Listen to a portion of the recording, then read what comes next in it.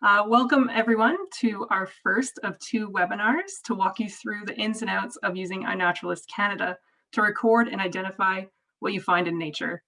This one will focus on using the website and app to record observations. The next webinar on April 27th will focus on how to use the identify section of the site. This webinar will be recorded and available on CWF's website. The easiest way to find this is to Google CWF webinars. I'm also going to be putting a link in the chat after this. On this site, you will find recordings of past webinars as well as announcements for upcoming ones. My name is Caitlin Brandt, and I am the digital iNaturalist technician at the CWF. For Zoom, we're going to have a little bit of a discussion at the end, so you can use the raise hand function at the bottom. And we'll try our best to get to everyone. And please remember to lower your hand when you're finished speaking. We also have the Q&A feature throughout the webinar, and then we'll get to more questions at the end if they are for James. So at the bottom of your screen, you should see the Q&A feature as well. And finally, CWF is one of Canada's largest conservation organizations, undertaking projects and conservation across the country. Our mission is to conserve and inspire the conservation of Canada's wildlife and habitats. And we do this in a number of ways. One is through engaging the public and youth in citizen science, like iNaturalist Canada, which we'll be talking about today. We also have education programs like Wild Outside in the Canadian Conservation Corps, which I can tell you is awesome. I'm an alumni of that program. And we also have specific projects in freshwater, marine, and terrestrial environments, many of which targets SAR, the species at risk, like the right whale, blinding turtle, at-risk bats, and the monarch butterfly. And with that, I'm going to turn it over to James, who's going to teach you all about iNaturalist.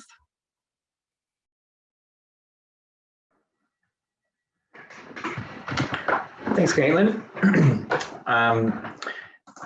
Yeah, and one other thing is the chat function is only you're only going to be able to be connecting with myself and Caitlin. So kind of reserving that for if there's any technical issues, like if you can't hear properly or if something's not working with the video. Hopefully, Caitlin can help you out with that as we're as I go through the presentation.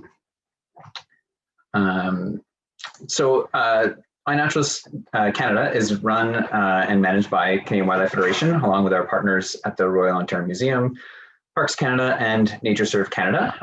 Our four organizations together form what we call the iNaturalist Canada Steering Committee. So we help kind of guide the implementation and the management of the site, along with the data side of things with that. What I'm going to be chatting about is about what iNaturalist is, for those that don't know it. This is going to touch mostly on like the basics of adding observations and what it's all about. So maybe for those of you that are pretty adept already with iNaturalist, and maybe some things you already know, but hopefully there'll be some tips in there as well that help you along the way. I'm going to also then talk about how to learn and what the kind of the data side or what's in iNaturalist itself. And then a large part I'm going to talk about is mostly how to contribute and engage specifically with speaking about the City Nature Challenge, which is coming up at the end of this month. So April 30th to May 3rd is when we're going to be using iNaturalist to record observations, and then up until May 9th, trying to get people's help to identify things. And I'll talk all about how that works and what that is entails. So we've got a great little video that's available, or a couple of them actually, on in the help section of iNaturalist.ca. I'm going to run through this, and hopefully it works embedded in this presentation. If not, I got a couple of backup options. So it kind of gives a good overview, a snapshot of what iNaturalist is and what it's all about. So let's see if this goes.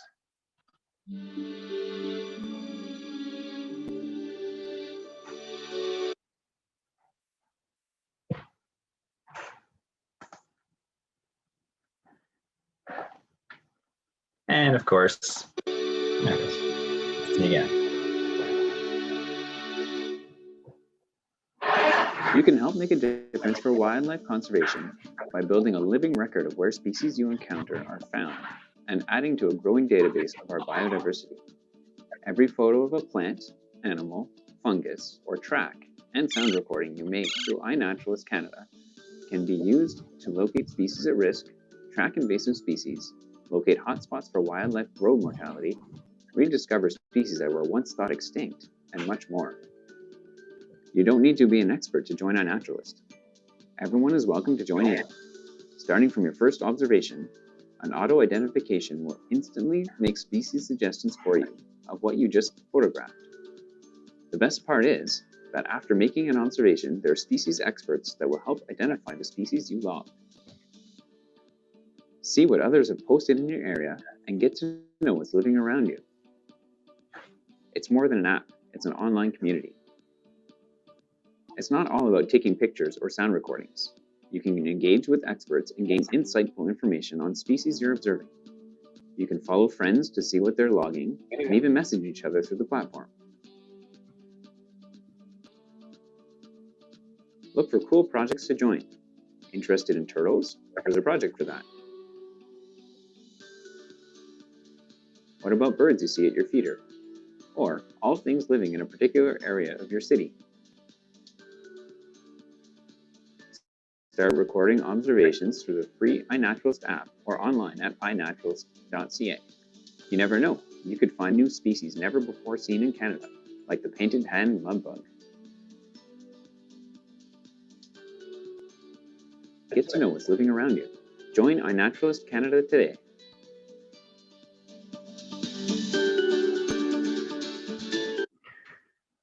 Okay, I have a feeling that might have ended up a little choppy coming through in the video. Hopefully everyone it came through okay and everyone got the gist of that, but I'll talk a little about it as well, so if that didn't all come through properly. So iNaturalist is part of a kind of global network. We've created the Canadian version, which we launched in 2015. And right now there are about 15 other countries that have their own versions, just like we do in Canada, of iNaturalist. And there's actually several more on the way in the works that are popping up as well in the next months. All of these feed into this one kind of global database, global network that is housed and managed by kind of the organizations in the United States that created iNaturalist, which is iNaturalist.org is kind of the default one. And that's run and managed by the California Academy of Sciences, as well as in partnership with the National Geographic. iNaturalist works anywhere in the world, even beyond these countries that are listed here on the map. iNaturalist.org can be used anywhere you go. So no matter where you are, you can add an observation. You can actually use iNaturalist Canada as well, logging through that way, even if you're not here in Canada. So the database is kind of a global initiative. Here in Canada, this is kind of what it looks like. These numbers are a little bit out of date. We have the number at the top is we have just over 4.4 million observations and counting, and like literally it jumps daily. We're getting more into the spring season and when people are out observing and recording things, so those numbers jump obviously a lot more in the summer than what we have through the winter months. But people still use it through the winter, and I'll explain some ideas of how to do that, including looking for tracks and trees and other signs of wildlife, even if they're not as easy to find. So iNaturalist in and of itself is a citizen science platform. Citizen science is basically a term for, and a lot of people use community science. It's a term for basically public participation to record information. This instance refers to biodiversity and wildlife citizen science, but it can be applied to any number of fields. And it's basically everyday people gathering or contributing or collecting some sort of information. This can be from beginners to experts as well. And the rationale behind this is that scientists can't be everywhere. Experts can't be everywhere. So gathering information, collecting information from the everyday person allows us to gather more information where scientists couldn't be otherwise. And think tools like iNaturalist can empower everyday people to contribute to a database like this of wildlife that is useful for conservation purposes that would have otherwise been completely impossible to gain and to obtain. It also allows you to keep track of your own observations over the years. So it creates a list of what you've seen, and then you can share that data for conservation. And it goes beyond just collecting information from people for conservation, which is a big part of it. But it also is it's a two-way street to engage people with nature as well. And one major way that this happens is incorporating the computer vision, which is image recognition technology built into iNaturalist that can instantly suggest a species identification of what you've just photographed. So like if you're ever wondering what that tree was in the park, or insect climbing on your garden plant, iNaturalist is a really valuable tool that can help guide you into figuring what that is. Also, data is available. So things that you post and observe, but also that other people post and observe, are available in real time to anybody wanting to use iNaturalist. So you can learn what's around you in your neighborhood, which is really useful, especially as you're just getting going on iNaturalist, to learn what you might come across as you head outside and start recording your own observations. In addition, scientists or organizations can create projects which engage people for a specific goal, like I'm going to talk about with the City Nature Challenge, that can bring people together for a specific purpose when thinking about recording biodiversity information and connecting with nature in your local area. So an observation is a record in time of something that you've observed. So you take a photo or a sound recording and can describe any behavior. It gets uploaded to this global database, our Canadian database, which becomes part of the global database, and then others of the community can help identify what it is you just saw. A note, like the better your photo is and how well you capture key features, the better the chances are of your observation being identified and specifically identified to the actual species, the species that it is. So how it all works, the first thing to do is to download the app. It's available for iOS and Android, and then create an account. If you're not an app person, that's totally fine. You can also do this through iNaturalist.ca, create your account directly there. And if you want to get the app, you can use the app. If you are preference to using a digital camera, you can just strictly use iNaturalist.ca. Within the account, you'll be asked to create a username profile. You can edit this at any time. So if you can go back and change that later under your account settings. So from there, you can start uploading and identifying observations, which is what I'm going to be talking about later on. And a good place to start to get used to this is kind of go through the website and the app, play around with it, and find some photos that you have taken from things in the past to upload to iNaturalist to kind of test it out and see how it goes. So it does work for pictures that you've taken from a long time ago as well. It doesn't have to be immediate. The thing you'd have to do is remember exactly where you were when you took the photo. So that's a bit of a challenge. We're really encouraging people to use iNaturalist.ca instead of .org. Like I said, it all kind of goes to the same place in the end, but we're encouraging .ca, so iNaturalist.ca, because your observation data is more easily shared for conservation here in Canada. So information can be used for species at risk assessments, determining key biodiversity areas, and incorporated into species reports. It's also bilingual, so for the Francophone speakers, iNaturalist Canada is also available in French. And it caters to Canadian users, so it focuses the map and the species that that come up on Canadian species rather than other parts of the world. So what this means is if you go through iNaturalist.ca, we're asking people to affiliate their accounts to iNaturalist Canada or iNaturalist.ca. Even people that have existing accounts, if you have a .org one that you originally created it with, you can change this, or you can check your account to see what you're affiliated to by going into your account settings. So this is under your profile picture in the top right of the web page, and clicking on that, go to account settings, and under the heading of account, you'll click through there and you'll see something that says iNaturalist Network Affiliation. And you can select iNaturalist Canada through the drop-down box there. The app works anywhere in the world, so it's not an iNaturalist Canada app, but you can always check your account settings. And when you open it for the first time in Canada, it will ask if you want to affiliate with iNaturalist Canada, which will do it automatically for you. In the settings page too, on the iNaturalist.ca, there's a bunch of other useful information, like things that you can control like how you receive notifications, your relationships, so basically who you're following on iNaturalist, and be able to trust people with your observations. And I'll talk a little bit more about geoprivacy and which observations are visible to people versus not.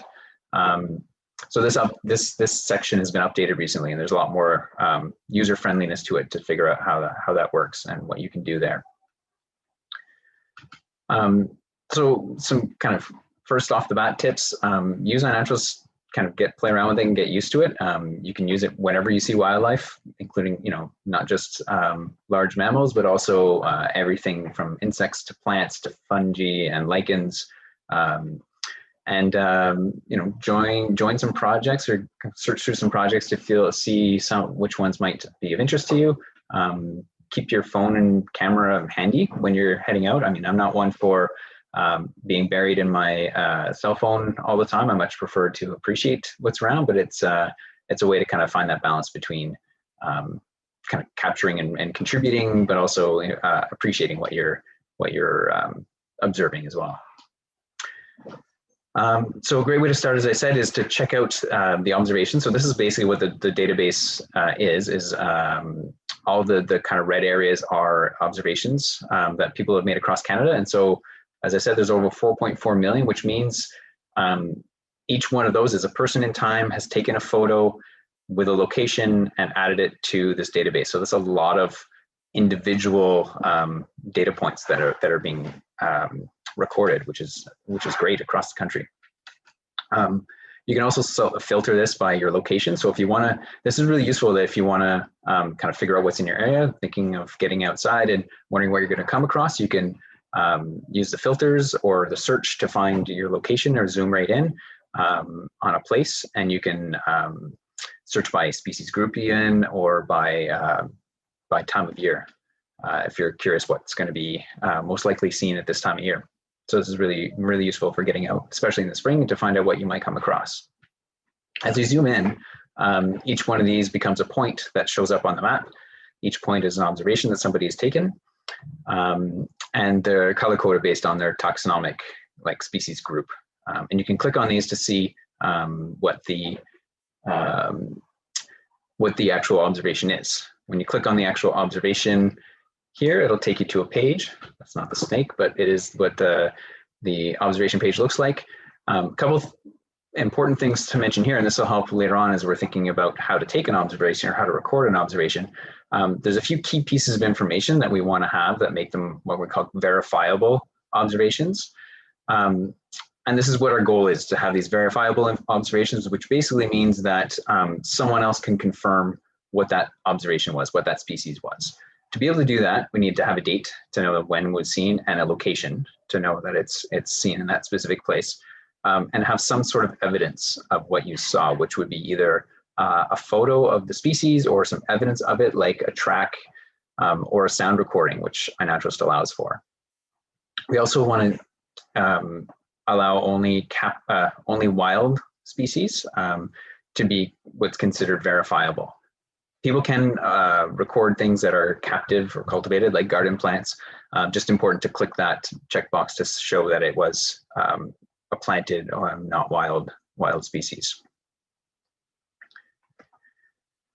So to get started, we do have another video on our website on using the website to upload an observation, but I'm going to walk through it here just for being sure that the video comes through properly, so that we don't have to worry about the video coming through properly. So the first thing to do is go to iNaturalist.ca. So I'm going to also talk about the uploading observation through the app later on.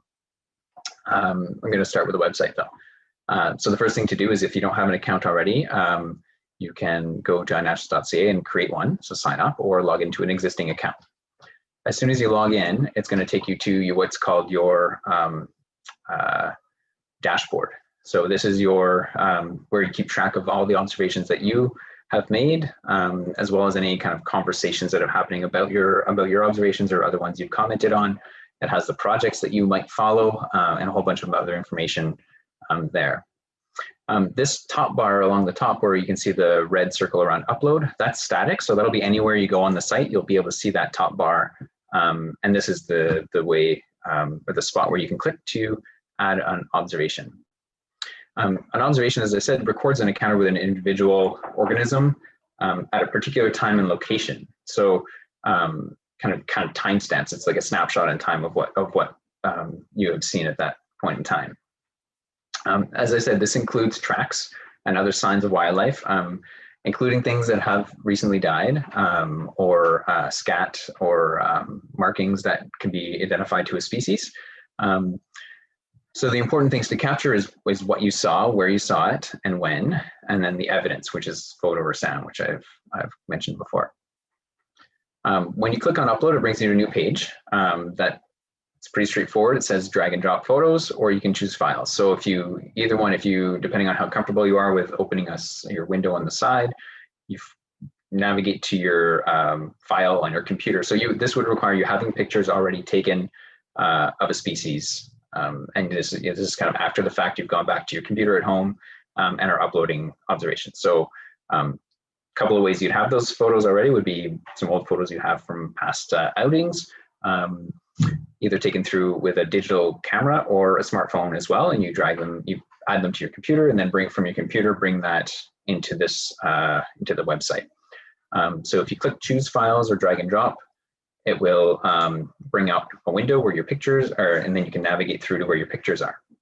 You can, as I said, drag and drop or click the number of pictures you want to include as your observation, and then click open. If you want to select more than one photo, you can select one and hold the control button and select multiple photos at the same time, and then you click open, and it'll bring those photos in as what we call species cards, is kind of what we're naming these things. So each one of these is your individual observation. So this, if you're using a digital camera and you've kind of saved your date into the settings of your camera, the date and time will already be brought in with this observation. Now, if you're using if this was a photo taken with a smartphone, most smartphones will have an ability to geotag the photo, which basically means it puts a location onto this photo already. So when you bring it into the website this way, it will already have your location saved. Some digital cameras do have built-in GPSs, so that's even a bonus.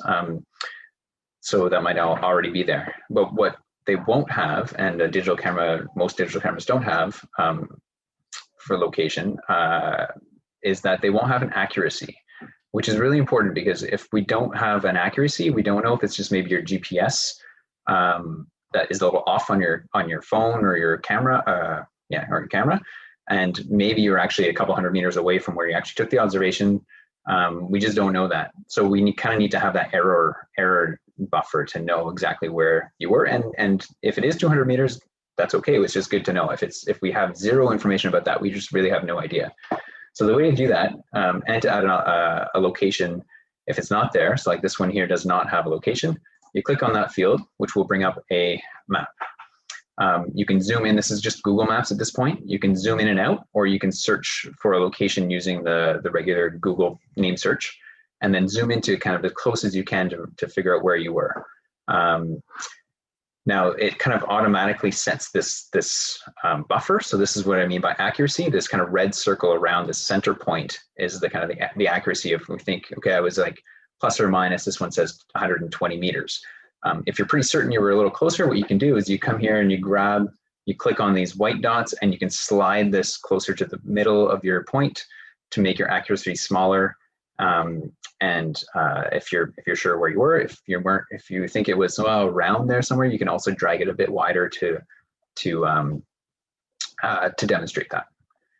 When you're done, you can click. Oh, the other thing you can do with this is if you're in an area where you make observations often, I don't know, a local park or a favorite bird watching spot, you can always, once you have this site selected and the buffer that you want to add on it, you can click pin location, and then it'll bring up another window to give it a name. So that way you can kind of navigate back to that location every time, and you're like, oh yeah, it's another bird from this spot. You can write in your pin location or select your pinned location, and you can add it much quicker that way, instead of having to zoom in and out on the map every time.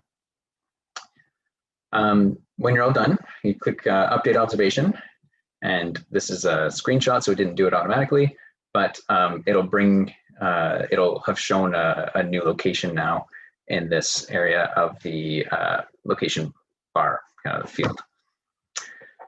So now, if we have your observations that have location, if you have multiple observations, another way to do this is the fields here on the left-hand side.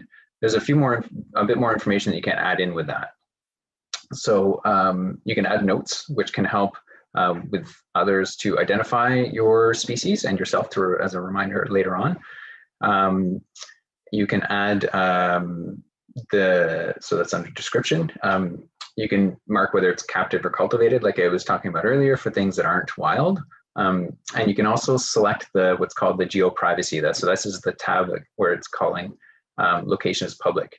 When you drop down on that, there'll be 3 options, and this will be the same for the app. So I'll talk about what geo-privacy means a little bit later, but the default is public or open, which means your observation will show up on the map. And this is the most useful and valuable setting for data to be valuable for conservation, so that others can see and researchers can have access to this information.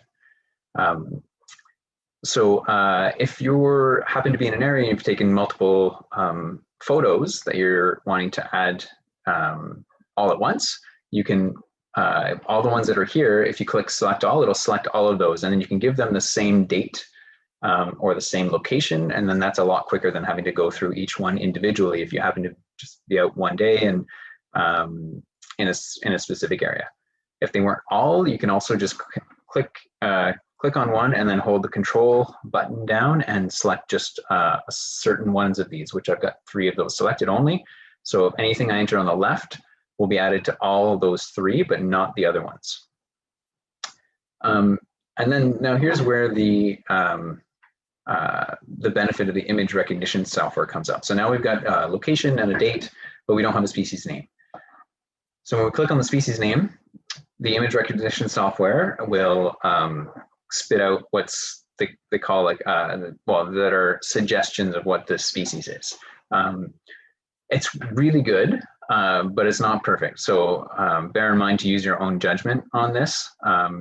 Not everything that this image recognition software will tell you is the species is always right. So you can click on the species itself that pop up, and it'll open up a new page that will have a bit of information on that species with some extra photos, and you can kind of compare some of the different possibilities that come up and choose the one that's most fitting. Now, if you don't know it, that's totally okay. It's better to kind of go to a more broad level. So if some of these ones in the image recognition software says, this one happens to be a woodland sunflower, but if it was something else and you weren't sure, you can just put in flowering plants. That's a better identification, I find, than putting in something like oxeye daisy, which obviously this isn't, but putting in something that's wrong that you're just like, oh, this is what the option is that pops up, so I'll select it. And it is better to put in flowering plants than just leaving it blank, because at least this guides the community that are going to be online to help you identify your species, and someone who's say a plant expert would be searching just plants, and that gives them a bit more info to go on. So with this as this option for adding multiple observations like this, you can do quite a few at a time to drag in and drop. I wouldn't recommend doing more than 50 because it can kind of bog down the system, and you might freeze up a little bit. So around 50, which is already quite a few. The other thing you can do, so if some of these happen to be of the same species, so as I showed on the window, there are multiple photos. If 3 of those photos are of this snapping turtle, for example, but it's only one observation. So what you can do is you can click on one and drag it over top of the other, and it will merge the 2 into one single observation, and that way you only have the one.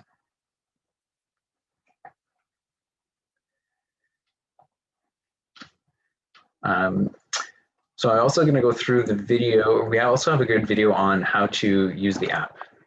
So that kind of wraps up I should go back. I should say the next step. That doesn't wrap it up. The last thing to do is click Submit Observations. And if you forget to do this, like I just did, and you go to kind of click back arrow or close the window, it will ask you, a pop-up will say, are you sure you want to delete these 6 observations? And you can then select no, and then you can click Submit, and that'll upload them into iNaturalist.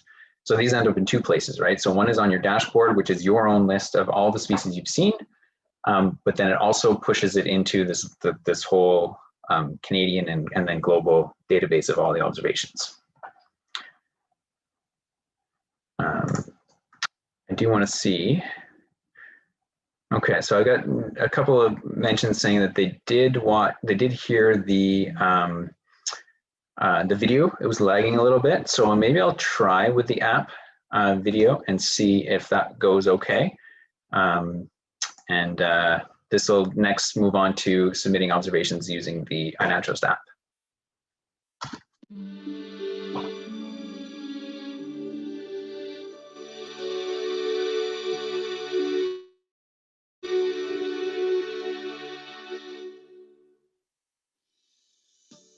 You've installed the iNaturalist app and created an account. Now you're ready to make a valuable contribution to conservation. Every photo or sound recording is a record of a living thing that can be used to quantify biodiversity, track invasive species, locate species at risk, and much more. Evidence of any living thing, like a plant, animal, fungus, tracks, or sound recording, can be an observation on iNaturalist.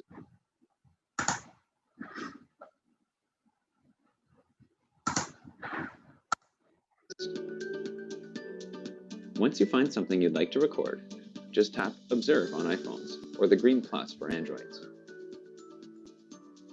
You can choose to take a photo, choose no photo, or on some devices, record a sound. Check to see if sound recording is an option on your device. If you're observing something that is better captured with a digital camera, like needing a zoom for a faraway bird or a macro lens for an insect, you can take a placeholder photo in the app or choose no photo and add the digital picture later by editing your observation on the iNaturalist.ca website. This gives the benefit of capturing the date, location, and any notes while on site, and adding a better photo later. If you're taking a photo with a mobile device, you can review your picture once done and tap Next or OK if it looks good. To identify it, hit What did you see? If you have internet connection, iNaturalist will suggest visually similar species and the species group it belongs to.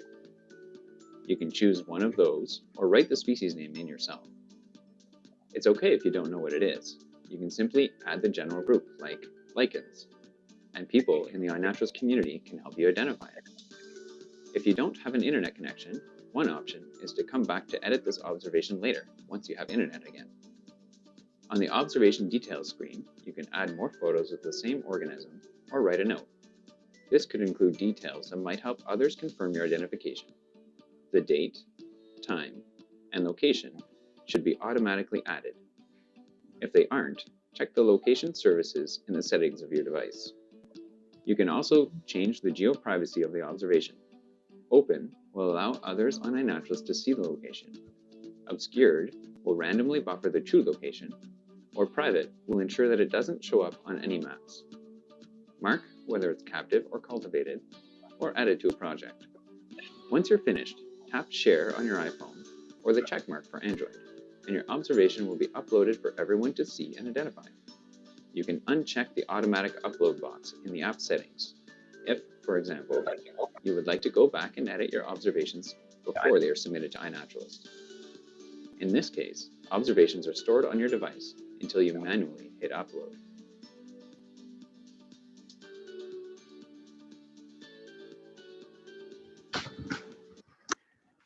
Okay, I think that mostly worked. Might have been a little bit choppy again, and so I had a backup of all these same screenshots that I could walk through if we needed. A couple of things I want to mention. Obviously, you do need an iNaturalist account to start using the app and recording. So that was the first step, would be to open the app or get the app and create or log into your existing account. One thing that was mentioned in that video that I want to reiterate is that the location should be automatically added.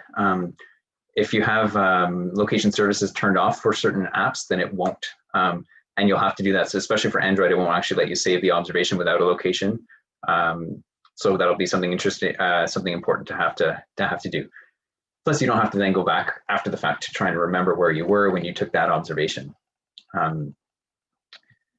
The other thing that was mentioned in there was the taking kind of a placeholder photo or observation. And I do this often when I am coming across an observation when I need a digital camera or something with a zoom to get a better picture. So I'll generally take an observation with the app and save it, either adding a photo or without a photo.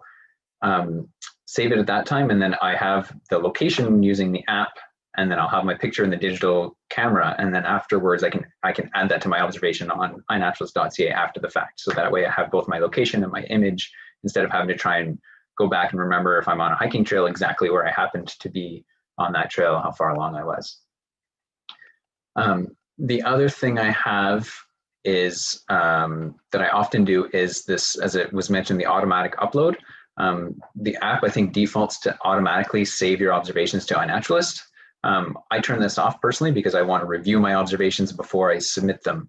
This also allows you to go back and add your photos or your, add your species ID after the fact. So for someone who doesn't have internet on their phone, so it doesn't have a data plan, you can't use the image recognition software without data. So I will often take my photo, record my observation, and then when I get back home or to the office, then I'll go back and edit the observation and then use the image recognition software that way, because then I'll be back to a internet connection. To edit an observation, basically just tap on it. So this one here is sitting waiting to upload, so it hasn't gone online yet. So if you tap on that observation, it'll open it up again as if it's recording it again for the first time. You don't want to touch anything with the location because you don't want to move it so that it's now back at your house. You want to leave the location, but you can tap on the species name and then use the image recognition software. That was pretty quick on how to add an observation, both online and using the app. I was kind of going through the quick to hope to have some time for some questions and troubleshooting after the fact. We should have a bit of time at the end. So both these options, right? So using a digital camera and uploading to the web, or using your smartphone and uploading to the web, or using the app in the field. Pros and cons, yeah, I think it really depends a lot on personal preference. Some people are just more comfortable with using a digital camera or even their smartphone and not playing around with an app, and that's fine. And it's actually a lot quicker. So you can go through and just snap a picture and keep going. You can get a lot more observations that way. The drawback, obviously, is that you don't have the location that way. You do with a digital camera if you're taking that photo, as long as you think your GPS is already on, active, and accurate. But as I mentioned, it won't have the accuracy saved in your properties of your photo. So you'll have to, when you go online to add the observation, just to make sure that you are where you think, or your observation is where you thought you were. And you can kind of scale that kind of buffer to be sure of where it actually was. As I said, it depends on the shot a lot. So this far away photo of a tree saying there's a chickadee in there somewhere isn't really all that helpful.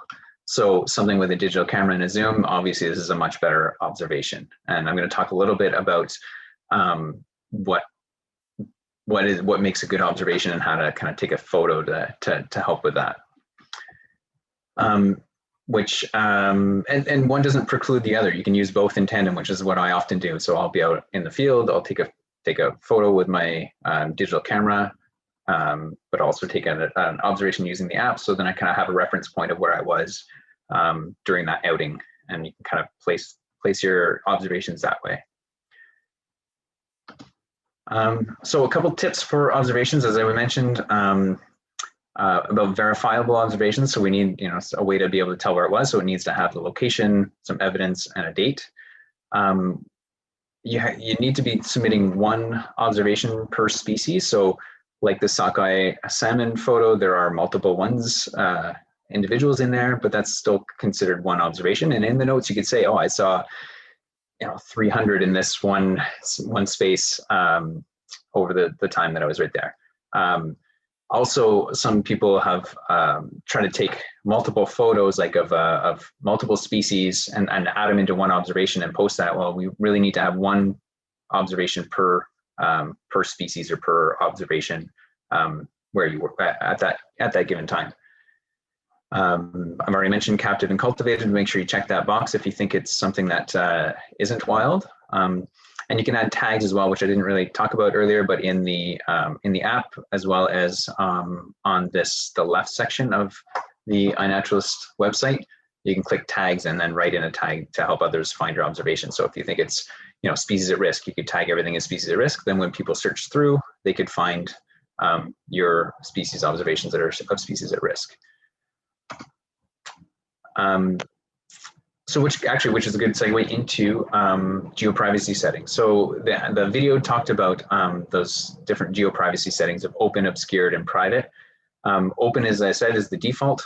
It allows your observation to be seen. It's most valuable to conservation. You can click manually to click when you're in the app, but also on the website, when you add your observation to make it obscured, which basically puts it in this randomized point within a box of about 15 by 20 kilometers. This is in case you think the species is at risk of being, if the location were to be known, you think it might be detrimental to the species, or if you're not comfortable having your location known of your private house or private dwelling or something like that for other reasons. Just note that these aren't really as valuable for conservation because we can't actually get that true location out as easily. So ideally, we want to have everything as open as possible. There's also, though, iNaturalist automatically obscures species that are at risk of poaching, and we're calling it persecution and harm. So it would be things like poaching or collection for pet trade or collection for sale for like plants, medicinal plants type thing. Also persecution of certain snake species that people maybe don't want to have on their properties. So those things are being automatic, and those would be more so ones that are already at risk, species at risk. Not every snake obviously would be hidden on iNaturalist. So these ones are automatically obscured by the system. So even if someone posts a picture of a Blanding's turtle, that observation is masked like by this randomized buffer, so that there is no risk to the species of being collected. We're actually working on updating that list now to because right now it's hiding quite a few depending on which province, and they're province specific. So we're actually in the midst of updating that to have fewer species obscured while making sure that we have the right ones hidden from the public view to safeguard those species. I've talked a bunch about the auto ID feature, and as I said, some tips is if you're not sure what it is. Don't just blindly accept the auto ID function. It is pretty good, but it's not 100%. So it's always better to kind of go up one level higher. If it says, if it's bees, if it's a specific bee and you're not sure what it is, then just you can include just bees or bumblebees kind of thing to get as specific as you can, but not kind of blindly choose something that you're not sure about. The location, as I said, talked about that it pulls back, it automatically pulls it from your device. You can always go back and edit a bunch of any of that information within your observation too after the fact if you need to. A few things to think about with photos. Specifically think about, look for identifiable features, right? So if kind of ask yourself what stood out for me for this observation for this species. Why, what makes this different from something else? Things like shape, leaf shape, color pattern, markings, anything that looks that will give a bit of extra information on how to identify the species will be helpful. And there's a couple of guides in the works. One great one was done by BC Parks on species-specific features to capture and how to take good shots, and that's a really excellent guide that we're going to be that can help guide you on how to take your picture of a certain species. Obviously, in focus is better. Something that's blurry doesn't really help for identifying things. So if you can use a tripod or rest your hands on something for local or for smaller things, a macro lens.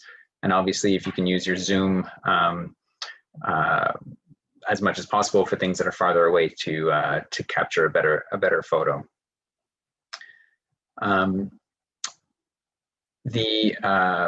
Obviously, especially with digital cameras, we can take as many pictures as we can, provided we have enough memory space. So think about, taking multiple angles, lots of photos.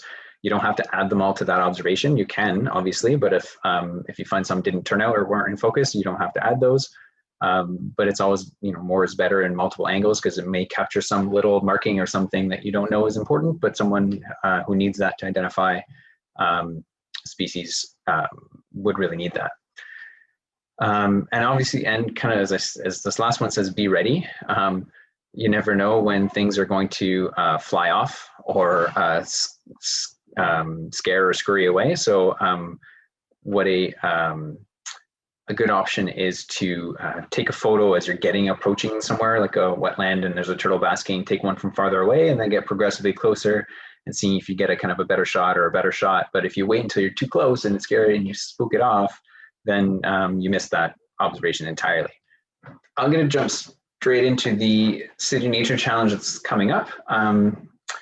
So projects are created on iNaturalist by organizations or individuals to engage people with a specific goal. So it can be a BioBlitz, which is people gathering to record observations in a given area. But it also can be, a place that we can place specific for an area, or species specific. So a species group, if someone is interested in kind of all butterflies across Canada, then a project can gather all that information. So the City Nature Challenge is a global initiative. CWF is managing it here in Canada as a way to engage people in Canada with to record observations throughout the time period. And so there are about 350 cities participating around the world. Here in Canada, we have about 23, and it's pretty straightforward. So I just want to, so for those that have just jumped back in as I was talking, sorry, we got kicked out by someone who started another meeting in Zoom and on our account and ended our meeting. So we're jumping back into it, talking about the City Nature Challenge here in Canada. So we have 23 cities participating. Basically, all that has to happen is using iNaturalist to record an observation in any one of these 23 cities, and it will automatically get added to the city tally, as well as the Canadian tally and the global one. Basically, it's a way to kind of pit, to collaborate on seeing how many observations everybody can collect or during this time period. So from April 30th to May 3rd, if you use the iNaturalist app or website within that time period, or record an observation in that time period, it'll automatically get added.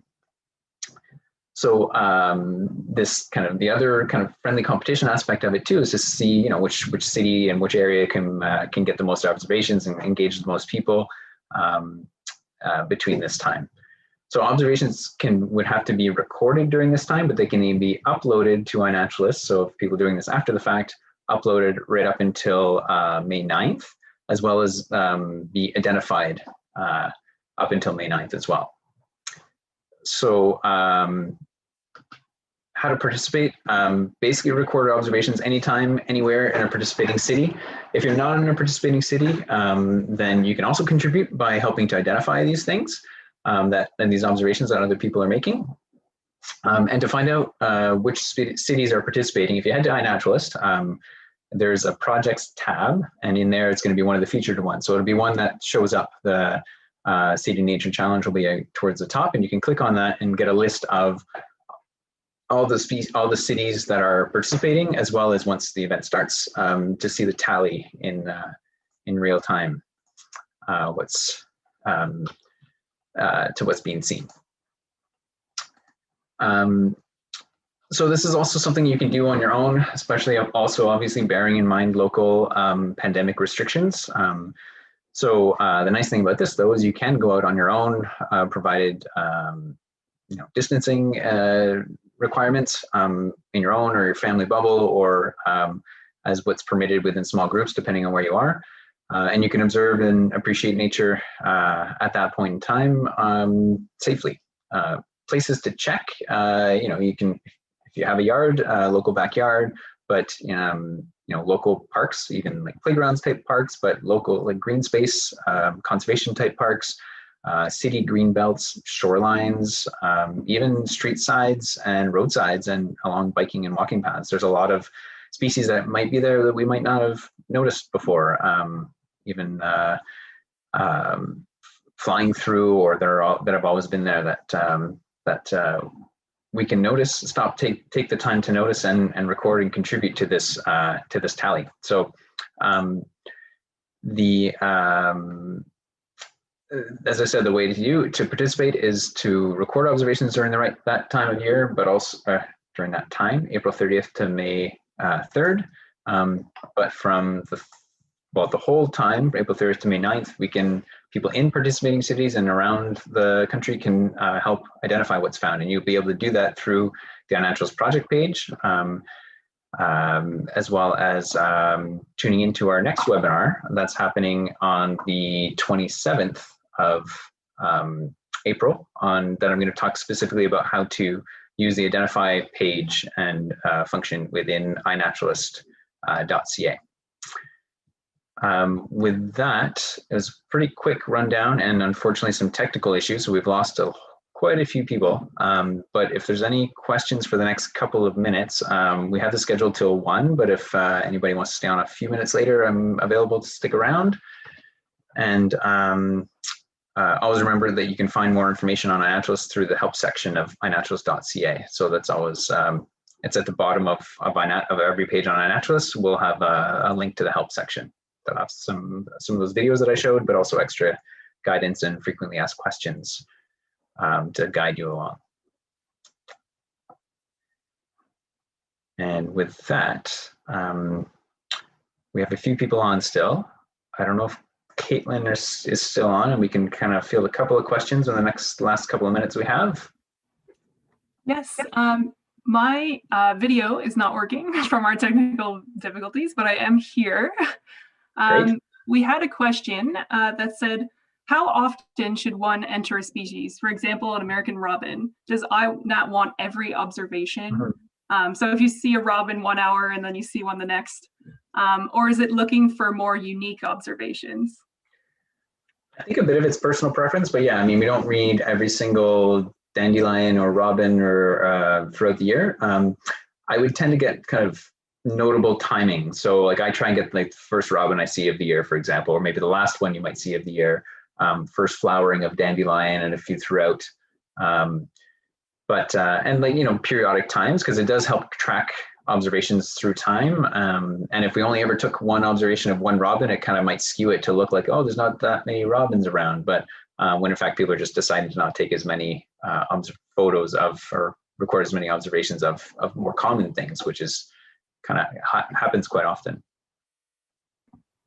Great, thank you. We have a few questions about captive and cultivated, and also the sensitive species.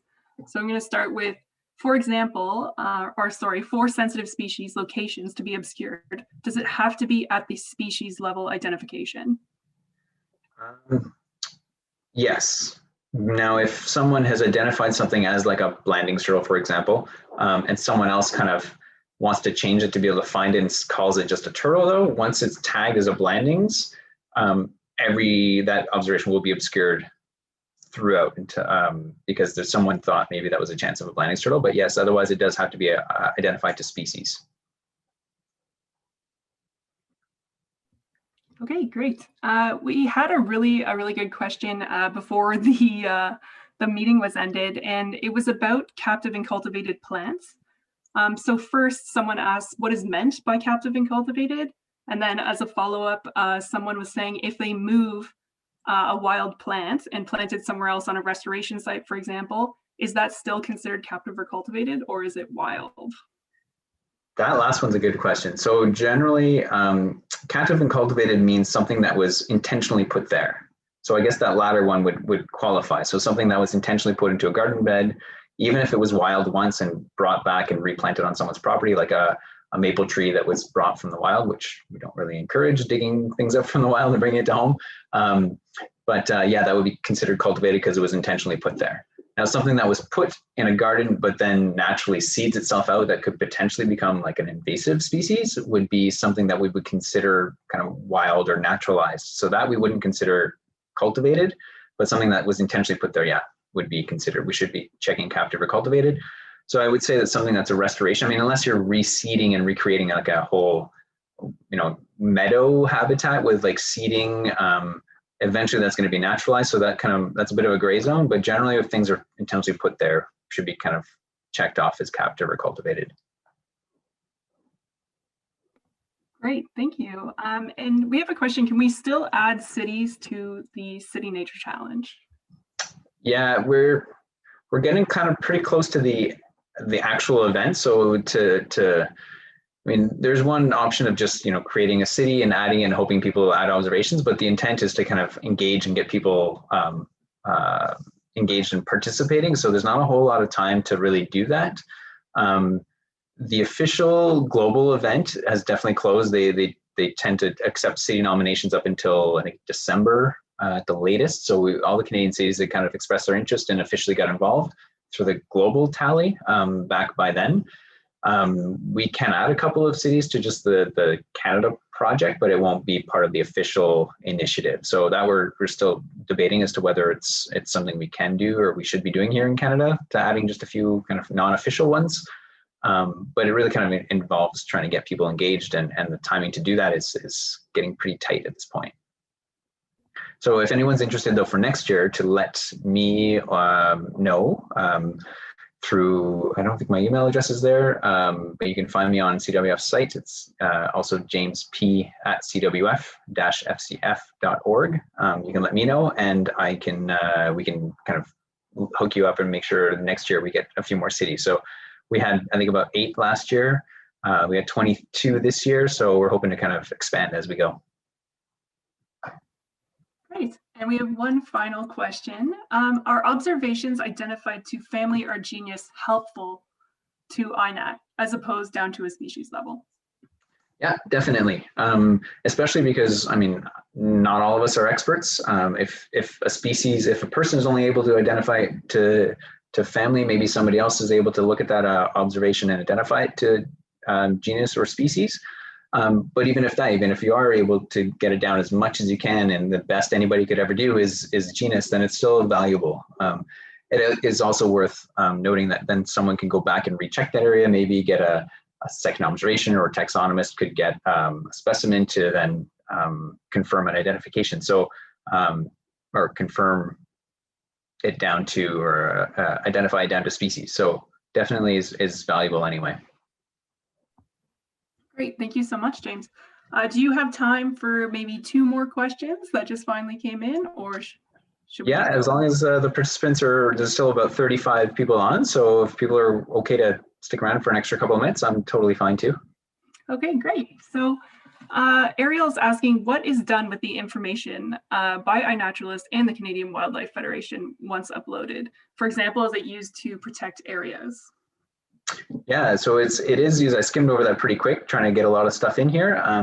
But all the data is made available to the provincial conservation data centers, who are the managers of the kind of track species or rare species occurrences in the country. They also then use that for their species assessments, or for screening when development proposals come in as well. The data is then also used by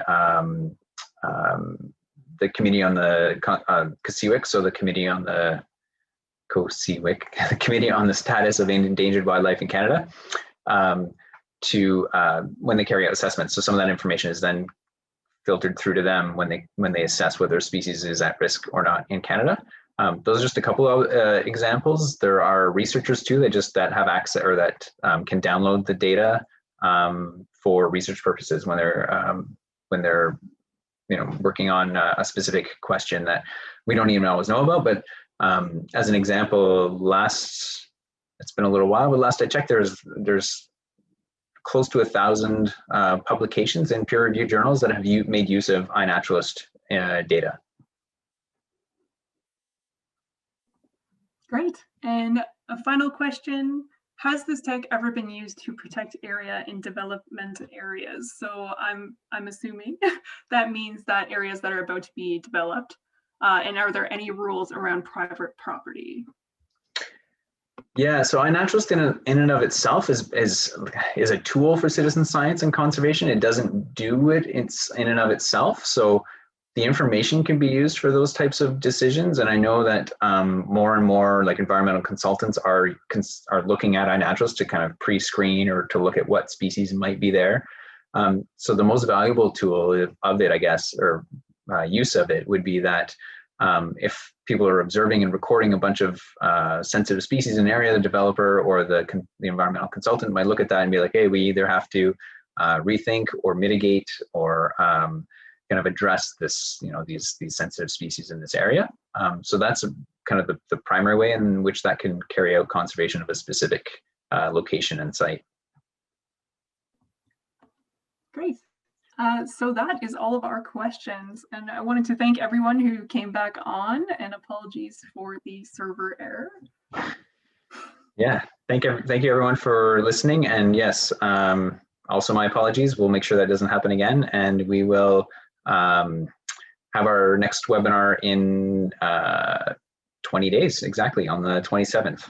And we will talk about identifying species specifically. And it won't be kind of how to identify, it'll be more how to use the site and the system for identifying species. So I won't be going through like specific things on how to ID a snake of specific species of snake, whatever. It's more kind of how to use the tools and within the site.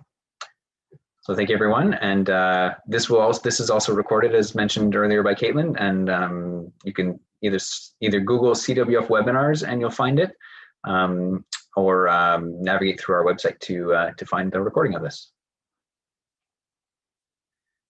Thank you everyone.